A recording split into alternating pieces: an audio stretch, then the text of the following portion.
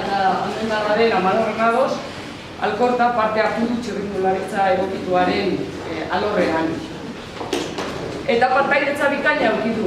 Nola ez, hemen ikusten dugu, bere brontzesko domina lortu du, sufrituta, lortuta, baina bintzat, sari honekin zintzilik, bere lepoki zintzilik bueltatu da herrira.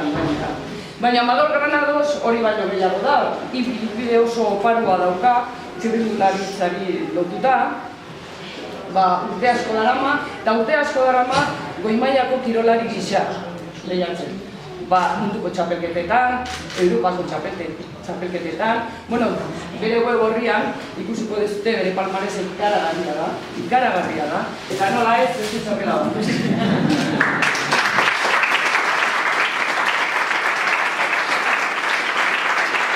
Son muchos años de esfuerzo, la verdad es que demasiados creo yo, pero bueno, pues todo el mundo me anima a que siga, de hecho voy a seguir un poco más. La verdad es que hay que tener en cuenta que están solo en Guipúzcoa, en la historia de Guipúzcoa hay solo 4 medallas olímpicas, con lo cual hay que darle el justo valor que tienen. Y nada, mi trayectoria pues poquito a poco se ha ido curtiendo con los años, hemos ido mejorando, hemos empezado de menos a más.